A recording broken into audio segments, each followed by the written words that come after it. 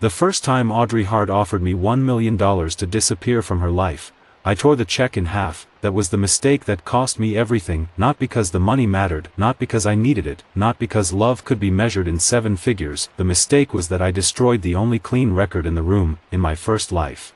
I stood in the private dining room of the Belmont Grand Hotel with a cashier's check shaking between my fingers. Rain tapped against the tall windows. Behind Audrey, a crystal chandelier hung above the table. The white tablecloth was so clean it made the whole scene feel staged, like the hotel had prepared a beautiful place for an ugly ending. Audrey sat across from me in a white dress. She looked perfect. That was one of the cruelest things about that night. Betrayal did not make her less beautiful. Her blonde hair still fell softly over one shoulder. Her hands still folded in the delicate way that made professors think she was thoughtful and donors think she was polished. Her eyes were wet, but not ruined.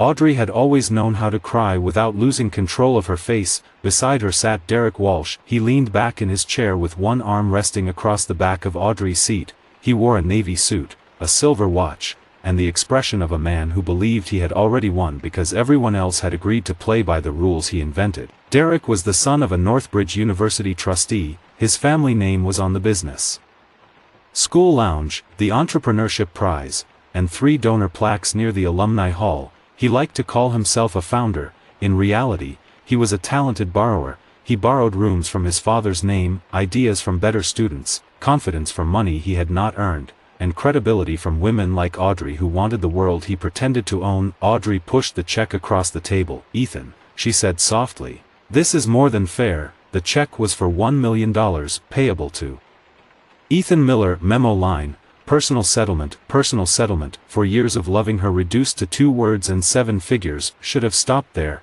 should have taken a breath. I should have asked what the settlement covered, what rights she wanted released, what future claims Derek planned to make, why her family office was involved, and why a breakup needed financial paper before graduation. But I was 22, humiliated, and still stupid enough to think the noblest thing a man could do was reject money in the name of love. So I tore the check in half. The sound was small, the consequence was not. "I'm not for sale," I said. Audrey began to cry. Derek smiled. By midnight, their version of the story had already begun. Ethan rejected Audrey's generous attempt to end things peacefully. Ethan became aggressive. Ethan said $1 million was not enough. Ethan wanted leverage. Ethan refused to move on. 2 weeks later, Audrey and Derek submitted a venture packet called Hart Walsh Infrastructure Intelligence. The project used my research framework, my field simulation structure, my prototype logic, and several phrases from early drafts I had shared with Audrey back when I still believed access was intimacy. When I objected,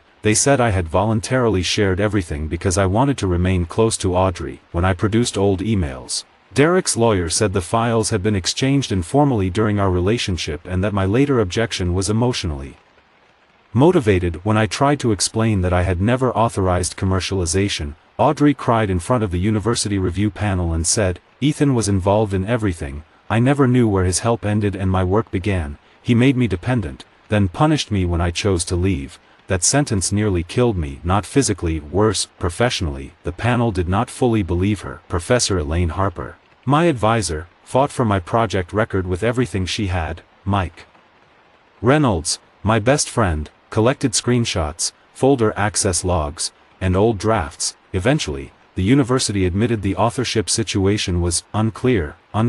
That word became a cage. Not stolen, not clean, not guilty, not free. Unclear. My graduate research offer was frozen. My accelerator slot was withdrawn pending review. The provisional patent filing I should have made was delayed because I could not afford the right attorney fast enough and because investors hate disputes more than they hate bad ideas. Derek's project collapsed later. Of course, fraud built on stolen work usually fails when it needs to become real, but later did not save me. Later did not restore the year I lost. Later did not erase the whisper that followed my name. Ethan Miller. Brilliant but complicated. Ethan Miller.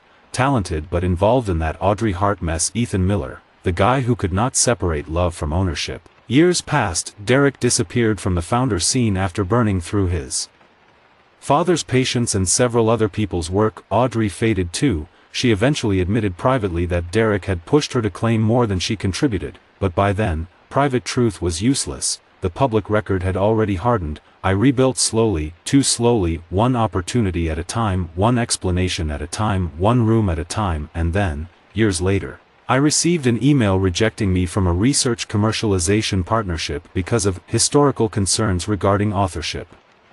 Conflict. I remember reading that email at 1:37 a.m., in a rented apartment with bad heating and a cracked window that whistled when it rained. Historical concerns. That was what my love had become, a footnote, a warning label. I laughed once, then I cried, then everything went dark. When I opened my eyes again, I was back in the Belmont Grand Hotel, same private dining room, same rain against the windows, same chandelier, same white tablecloth, same Audrey in a white dress, same Derek beside her, smiling like a man waiting for me to ruin myself, and the same cashier's check sliding across the table. $1 million, payable to Ethan Miller. Memo, personal settlement. Audrey's voice trembled. Ethan, this is more than fair. For 3 seconds, I could not move. My body remembered the future before my mind accepted the miracle. My fingers remembered tearing the paper. My ears remembered Derek's lawyer saying I had rejected a clean resolution. My chest remembered the humiliation of explaining over and over that I had not tried to extort anyone,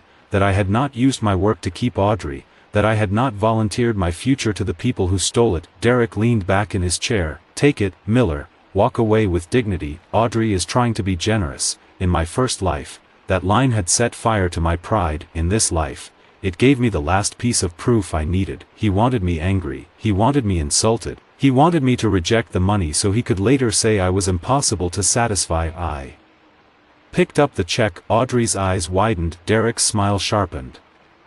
I held the check under the chandelier light and read every line slowly. Amount, $1,000,000, issued by Hart Family Office, payable to Ethan Miller. Memo, personal settlement. I looked up. All right, I said. Audrey blinked. What? I smiled. I accept.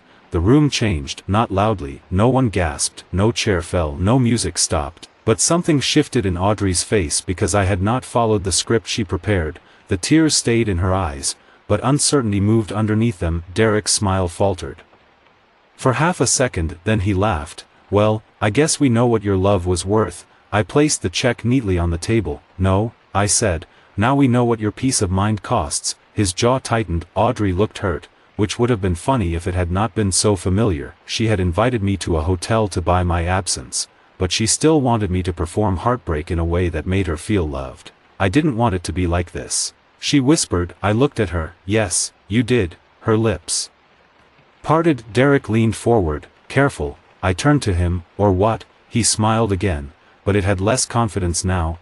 Or you make this harder than it needs to be. I looked back at the check. There is one condition. Derek scoffed. Of course there is. Audrey's face tightened. I knew you would do this. Do what? Make this ugly. No, I said. You made it financial. I'm making it clean. That word landed hard. Clean. Clean meant no fog. Clean meant no whispered alternate versions later. Clean meant no, he said. She said. After the check disappeared, Derek's expression cooled. What exactly do you want?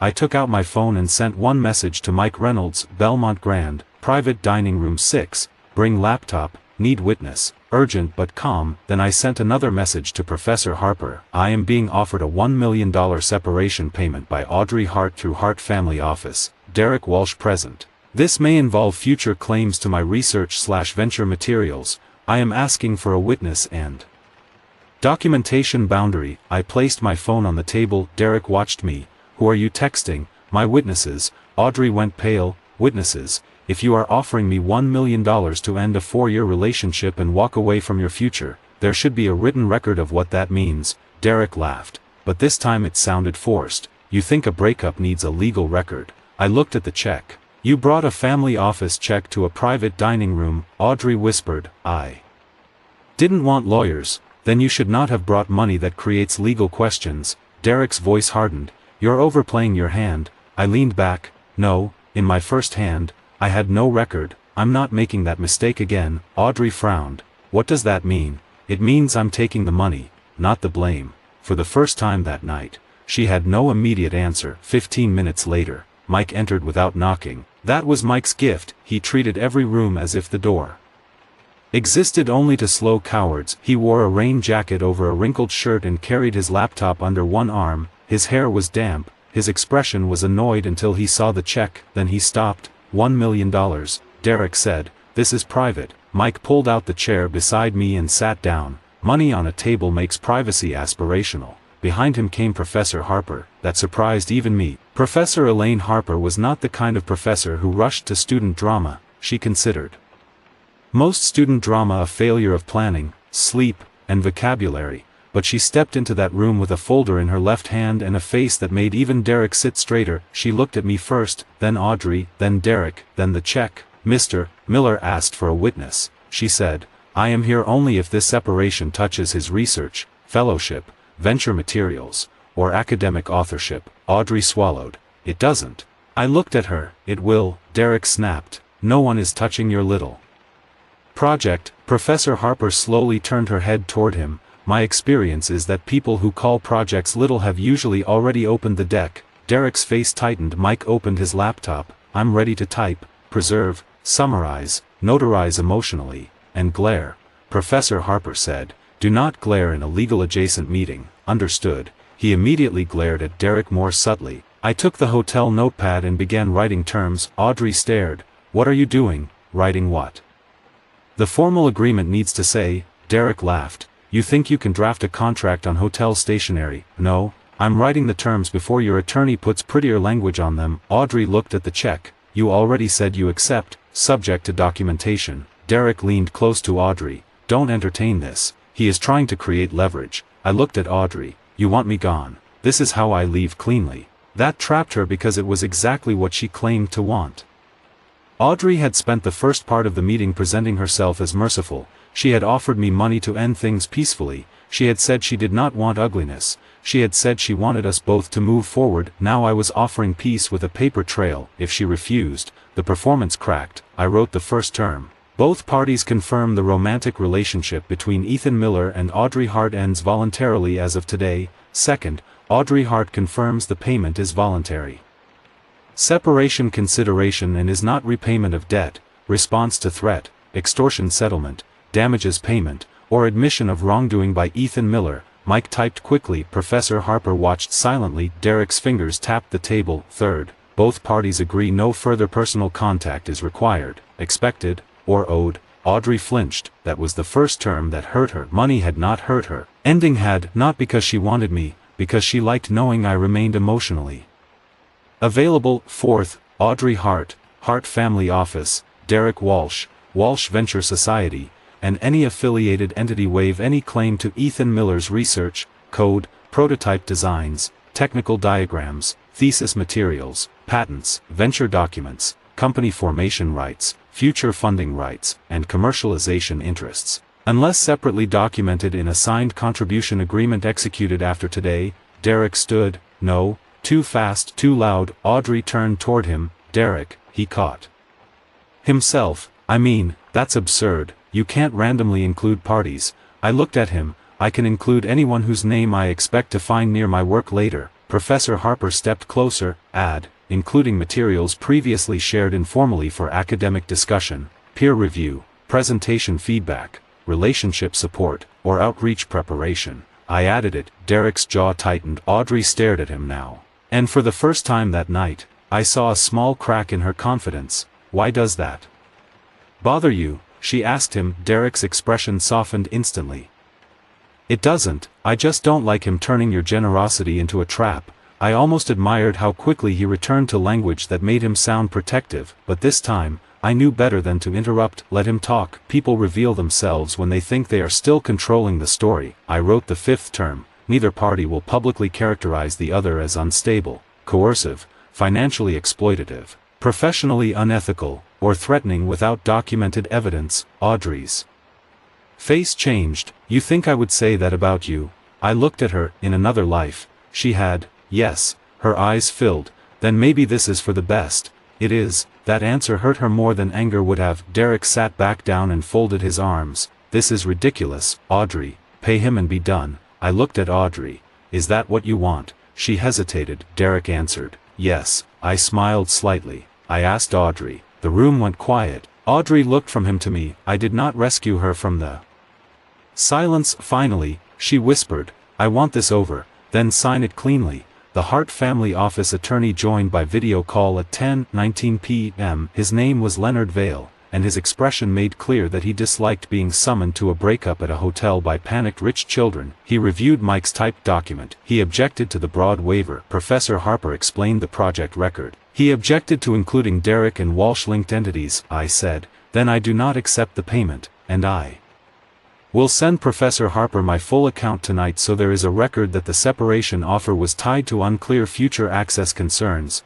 The attorney paused. Derek looked furious. Audrey looked scared. Leonard Vale asked, Ms. Hart, do you want Mr. Miller to accept the payment tonight? Audrey swallowed. Yes. Are you making this payment voluntarily? Yes. Are you asking him to release personal claims and move forward separately? Yes, I said, and professional claims must move separately too. The attorney looked at me through the screen. He seemed to dislike me, but he respected the risk. That was enough. At 11:18 p.m. Audrey signed. At 11:20 p.m. I signed. At 11:22 p.m. Mike signed as witness. At 11:23 p.m. Professor Harper signed only the research boundary acknowledgement, noting in her own handwriting, witnessed for purpose of preserving academic and venture authorship clarity. At 11:27 p.m. Hart family office initiated a same-night wire transfer, replacing the physical check with cleared funds by morning. Derek stood first. This is done,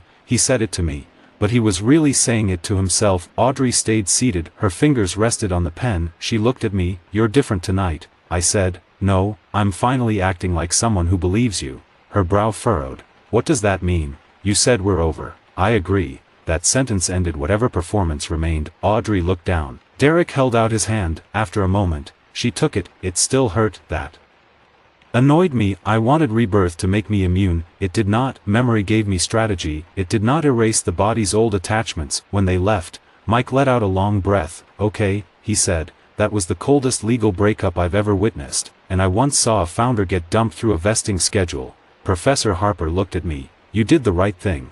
I had not known how badly I needed to hear that until she said it. In my first life, no one had said it in time. Thank you, I said. She collected her folder. Make sure the transfer clears. Do not spend emotionally. File the provisional patent. Lock the repositories. Preserve communication, and sleep if possible. Mike nodded solemnly. Romantic tragedy checklist. Professor Harper looked at him. Do not trivialize documentation. Never. She left. Mike waited until the door closed, then whispered, documentation is my love language. I laughed. For the first time in my second life, I truly laughed. The wire cleared at 8:04 a.m. $1 million in my first life. That money had been an insult I rejected in this life. It became oxygen. By 8:30, I paid the patent attorney retainer I could not afford the first time. By 10:15, I filed the provisional patent for adaptive modular diagnostics for low-cost infrastructure systems. By noon, I converted my student venture into a formal LLC with clean ownership documents. By 2:00 p.m., I paid for an independent code repository archive and technical audit. By 4:00 p.m., I secured an outside advisor letter confirming that the project's core system, simulation data, and prototype architecture had been developed under my name before the separation. By 6:00 p.m., every major piece of my work had a record outside Audrey, outside Derek, outside Northbridge gossip, and outside emotional history. Mike watched the receipts populate in our shared folder. She accidentally funded your legal immune system, he said. Yes. Do you feel bad? Yes. About taking the money? No. About what? I looked at Audrey's signed name on the agreement. About needing money and signatures to prove where love ended. Mike was quiet for once, then he said, sometimes proof is what protects the part of love that was real from the part that would lie about it later. I looked at him. That was almost wise. I contain occasional depth. Do not spread it around. The senior venture preview began the next morning. Northbridge's alumni hall was filled with donors, faculty advisors, student founders, reporters, and alumni who liked to say, innovation ecosystem. While holding champagne, white flowers lined the stage, screens displayed venture titles, students stood beside posters, rehearsing sentences they hoped sounded confident. Audrey arrived with Derek. She wore a pale blue dress and a careful smile. Her eyes found mine across the room, and I saw the question she did not want to ask. Why are you still standing? She had paid for my exit, she had not expected my stability. Derek wore a dark suit and the same silver watch he wanted people to notice. He walked like a man who believed last night's agreement had removed the only obstacle between him and my work. He saw me near the engineering display area and smiled. Miller, Derek, no hard feelings, no. His smile thinned. He expected bitterness. Bitterness would have helped him. Audrey stepped forward. Ethan, I hope today goes smoothly. I looked at her. That depends on what you present. Her face went pale for half a second. There it was. Not enough for the room, enough for me. The program began. 2 biomedical teams presented, then a logistics app, then an agricultural sensor startup, then President Marsh announced, next, Hart Walsh Infrastructure Intelligence, presented by Derek Walsh and Audrey Hart. My stomach tightened even though I knew it was coming. Derek walked onto the stage with Audrey beside him. The screen changed. Hart Walsh Infrastructure Intelligence, founder, Derek Walsh, strategic outreach, Audrey Hart, thieves rarely copy the whole door, they copy the foundation and repaint the entrance.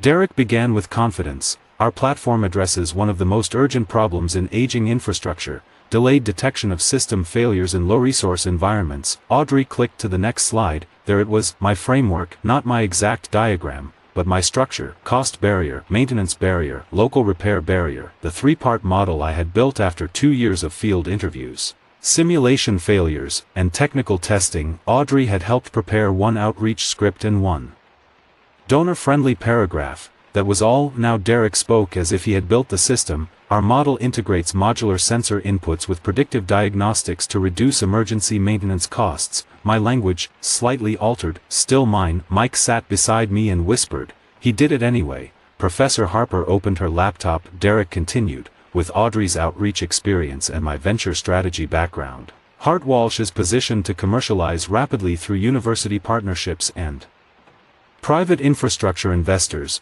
He smiled toward the panel. We are seeking initial accelerator approval and seed stage introductions. President Marsh thanked him. Then the questions began. Martin Keene, a venture attorney on the advisory panel, raised his hand. Who is the technical lead? Derek smiled. We are currently finalizing technical partnerships. Keene frowned slightly. So the core system is not built. The concept has been validated academically. Professor Harper stood. By whom? The room turned. Derek's smile froze. Professor Harper, we can discuss technical details after. No, she said, we can discuss them now. She connected her laptop to the stage system. My project record appeared on the screen. Adaptive Modular Diagnostics for Low-Cost Infrastructure Systems. Principal Researcher, Ethan Miller. Faculty Advisor, Professor Elaine Harper. Provisional patent filed. 804 M. Independent Repository Archive. Confirmed. No external venture authorization. A murmur moved through the hall. Audrey stopped breathing. Derek stared at the screen. Professor Harper clicked again. The agreement appeared, not the entire document, only the relevant clause. Audrey Hart, Hart Family Office, Derek Walsh, Walsh Venture Society, and any affiliated entity waive any claim to Ethan Miller's research, code, prototype designs, technical diagrams, thesis materials, patents, venture documents, company formation rights, future funding rights, and commercialization interests, including materials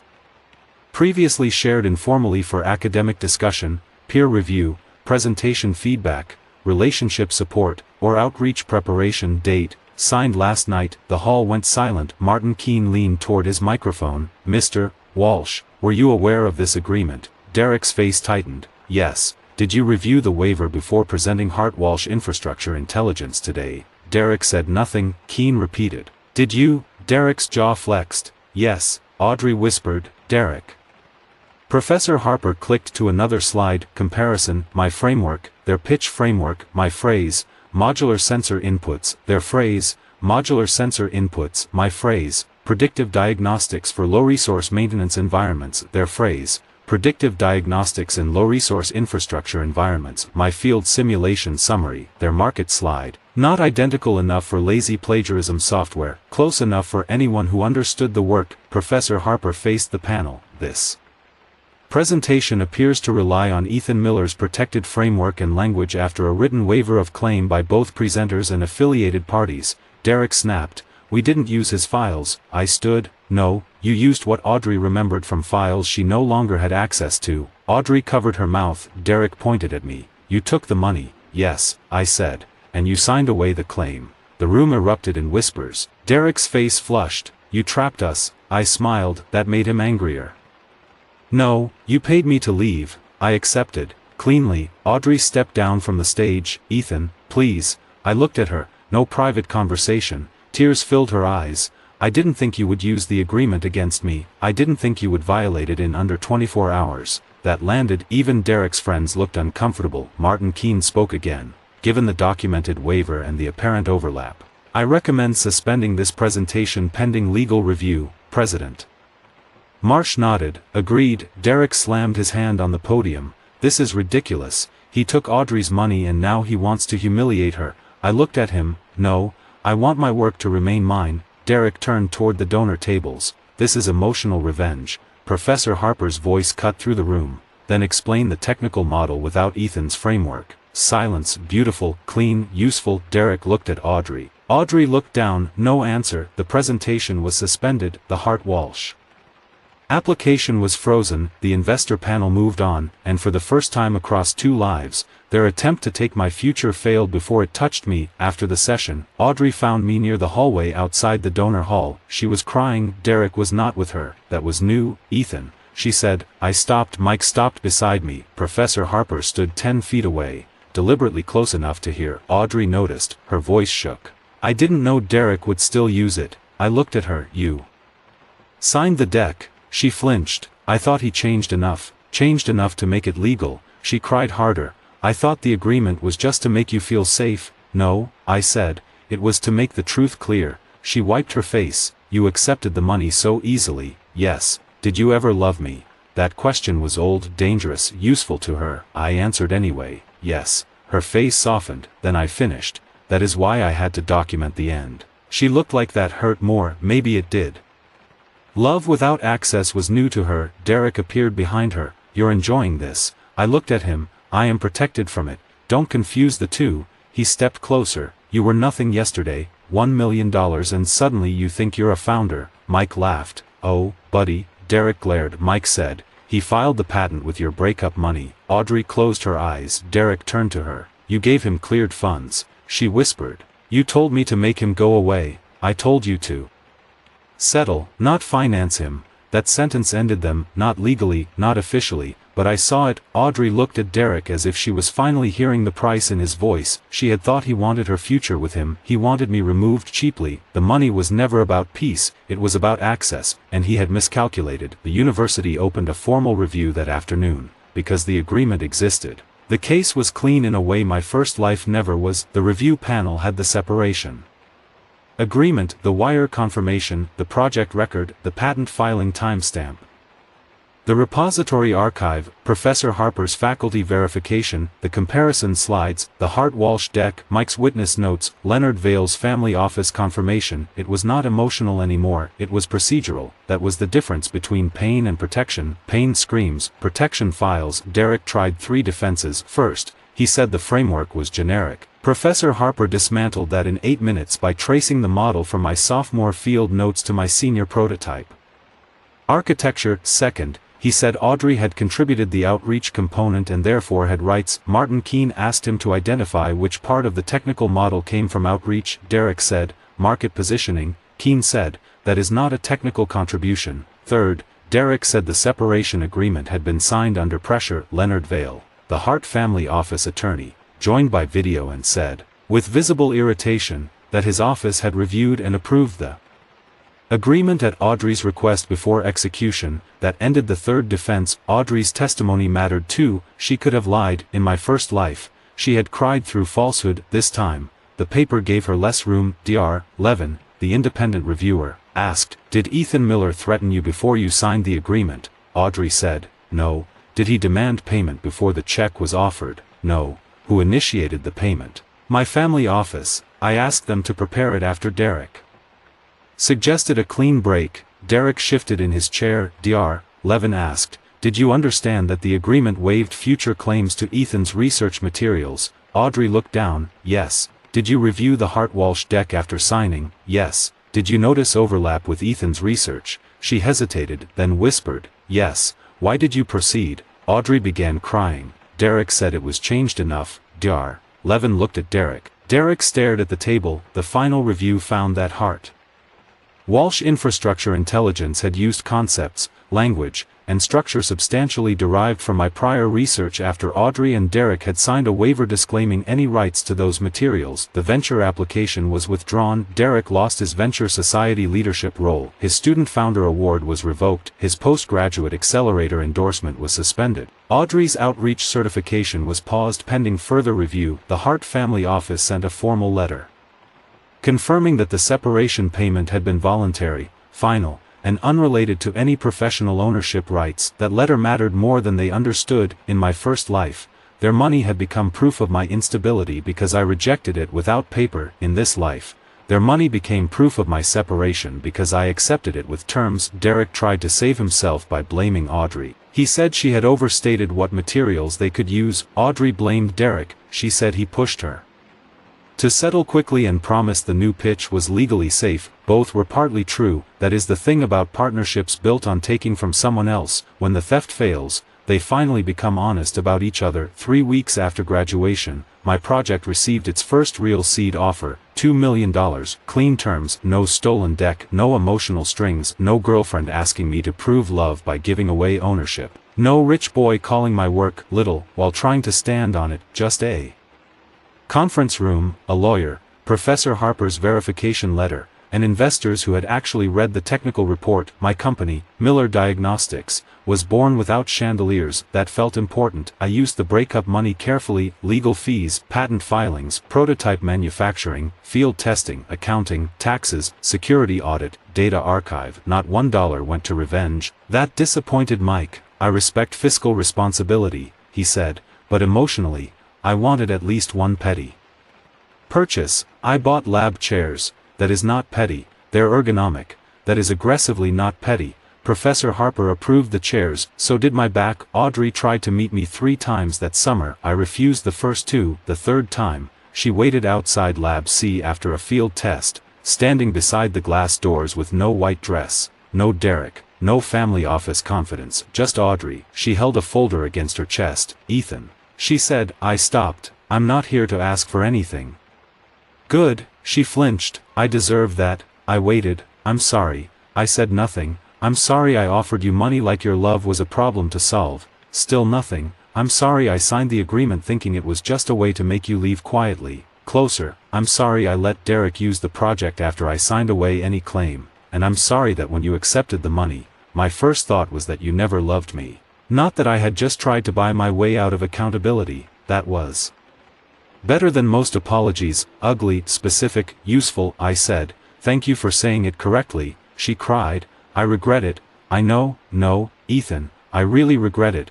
I looked at her. You regret the agreement? She closed her eyes. That question found the truth faster than comfort would have. Yes, she whispered. At first, I waited. She forced herself to continue. At first, I regretted the agreement because it protected you. Then I regretted the payment because it helped you. Then I realized that was the problem. She wiped her face. I didn't regret losing you until I saw what I tried to take from you. That was the first sentence that sounded like growth. I said, that is honest. Can you forgive me? Not today. She nodded. I know. She looked toward the lab. Derek says you tricked us. No, I said. I believed you. Audrey frowned. I continued. You said you wanted me gone. I left. You said the money was fair. I accepted. You said our futures were separate. I documented it. Her face crumpled. When you say it like that, it sounds awful. It was. She cried quietly. If I had asked you to stay instead, you didn't. She nodded. No,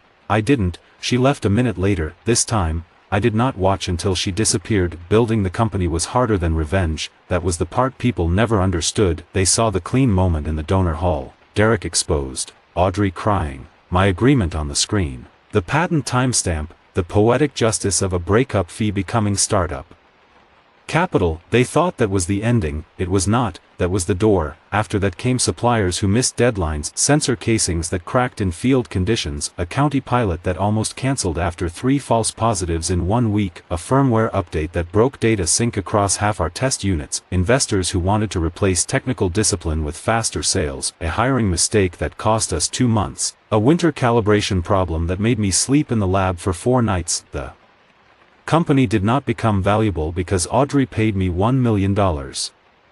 The company became valuable because every time the system failed, we fixed the system instead of lying about it. That was the lesson I learned the hardest way. False stories destroy work, clean records save it. Professor Harper became our technical advisor and remained terrifying. At our first quarterly review, a young investor asked whether some of our field testing documentation was really necessary at this stage. Professor Harper looked at him and said, "Only if you care whether the product works." He stopped asking. Mike joined as operations lead after trying to give himself the title Chief Boundary Officer. We rejected that. He printed business cards anyway. Lily Carter joined the sensor architecture team 6 months later. She was quiet, brilliant, and had the kind of mind that could find failure patterns in systems most people thought were working. The first day she reviewed our field data, she pointed to a trend line and said, "Your model is overconfident in cold weather drift." I stared. She added, "Sorry, no," I said, "that is useful."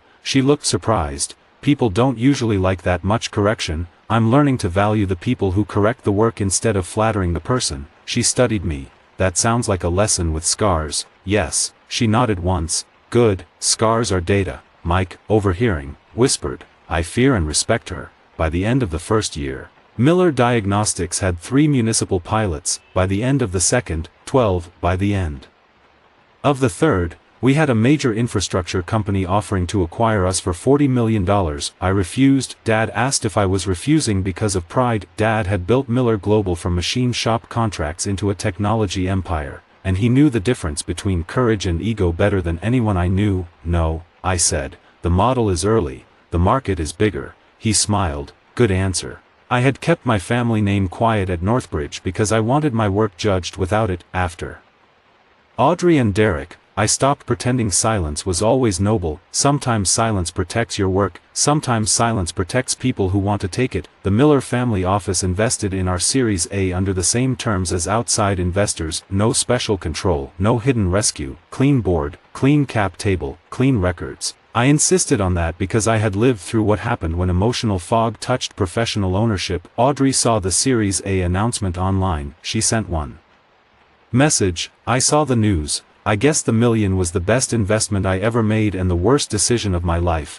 I read it once, then archived it. No reply. Derek sent a message through a mutual classmate: "Tell Miller he built his company with Audrey's money." Mike wanted to respond: "And you failed with her attention." I said no. Dad read Derek's message and said, "Seed money does not build what talent cannot." Mom said, "Too long." Dad said, "Still accurate." Mom was never impressed by dramatic business statements. She had liked Audrey once. That made the breakup worse in a different way. The first time Mom saw the agreement, she read it quietly at the kitchen table, then looked at me and asked, "Did you eat that night?" I said, "Not much." She nodded. "That is what bothers me most. Not the money. No, money is paper with consequences. Food is survival." Dad looked up from the agreement.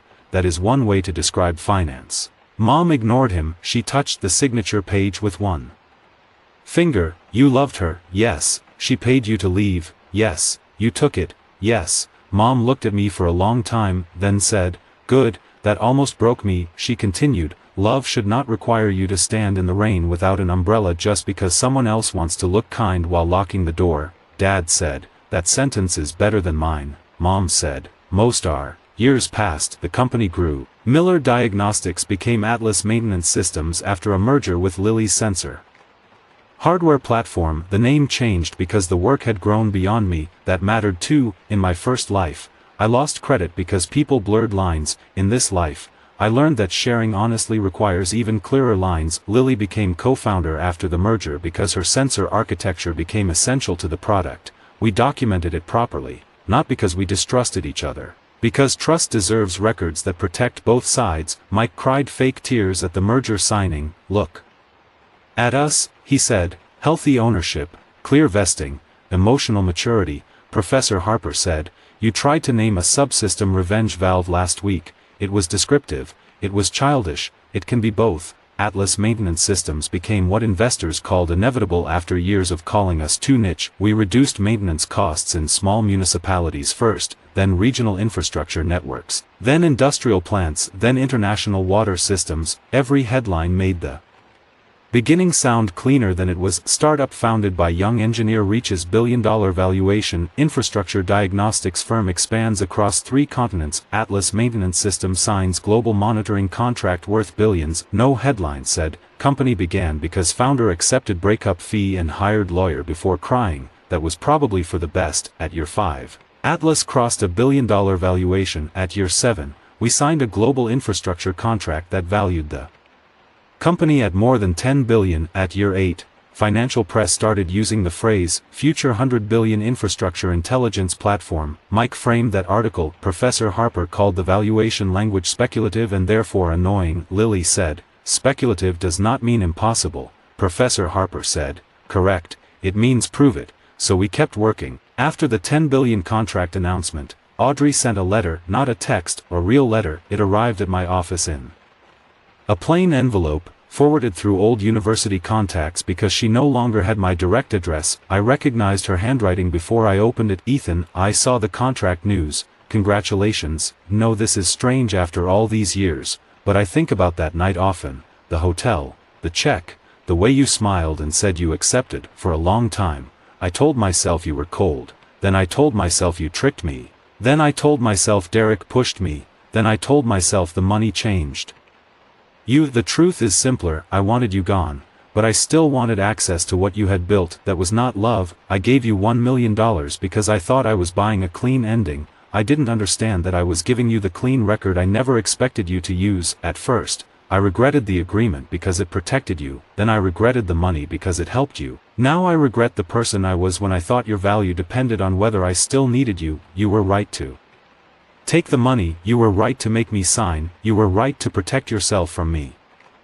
I don't expect forgiveness. I don't deserve a reply, but I wanted to say this clearly at least once. I regret losing you, not the company, not the money. You, Audrey. I read the letter in my office after everyone else had gone home. For a long time, I just sat there, not because I wanted her back. That version of me was gone. But grief is strange. It can recognize the shape of something that once mattered even after the door has been locked for years. I folded the letter and placed it in the old record folder. Not evidence anymore, history. Then I walked down to the lab floor. Lily was arguing with a hardware engineer about casing tolerances. Mike was trying to convince operations to approve a coffee machine that cost more than my first car. Professor Harper was reviewing a technical appendix with a red pen like she was preparing for war. Life had become full, not perfect, full. That was better. The $1 million payment remained in our early accounting records, cleanly categorized, properly taxed, fully documented. After the founding team learned the full story, it became a private joke. Mike called it the breakup seed round. Professor Harper hated that phrase. Lily said,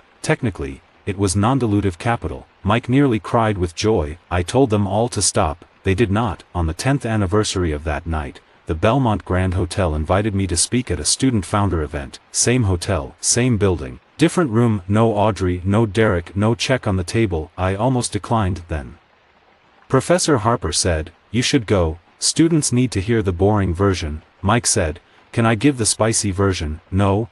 We all said at once, so I went. The ballroom was full of students with laptops, cheap suits, ambitious eyes, and the exhausted hunger of people trying to build something before anyone had given them permission. I stood at the podium and looked toward the hallway that led to private dining room 6. Then I began. Do not confuse access with love, I said. Do not confuse desperation with loyalty. Do not confuse shared work with shared ownership unless the record says so. The room went quiet. Some of you will build things with friends, partners, roommates, people you love, people you think you love, and people who love the thing you might become. Be generous, be kind, but be clear. Clarity is not the enemy of trust. Clarity is what keeps trust from becoming a weapon later. A student in the front row started typing fast. I continued, if someone offers you money to walk away, do not let pride make the first decision. Ask what the money means. Ask what rights are being released. Ask what story they plan to tell afterward. Ask what future access they still expect. And before you decide whether to be insulted, read the agreement. A student raised his hand during Can Day. So should we take the money? The room laughed, I smiled. Take your dignity first, then ask a lawyer about the money. Mike later put that on a mug. Professor Harper confiscated it, then kept it. After the event, I walked alone down the hallway to private dining room 6, the door was closed. Inside, another dinner was happening, different people, different heartbreaks, maybe, different mistakes. The hallway smelled faintly of rain and polished wood. For a second, I saw the first life, my younger self standing in that room, tearing the check in half because he thought refusing money proved love was real. He was not wrong to want love to be priceless, he was wrong to think pride could protect what paper later attacked. Then I saw the second life, my hand picking up the check, my voice saying, I accept. Audrey's shock, Derek's smile breaking, Professor Harper's cold approval, Mike typing like a man recording history. That was the moment everything changed, not because I became rich, not because she paid me, because I stopped letting other people define whether my boundaries were romantic, cruel, selfish, or cold. I made them clear. Audrey gave me $1 million to leave her life. In my first life, I rejected it and lost the record. In my second life, I smiled, accepted it, documented the truth, and built the future she thought she was buying me out of. She regretted it later, of course she did, but her regret was never the victory. The victory was that when she finally understood my worth, I no longer needed her to. And the funniest part was this, she thought she was paying me to disappear. Instead, she funded the first clean step of the life where I finally became impossible to erase.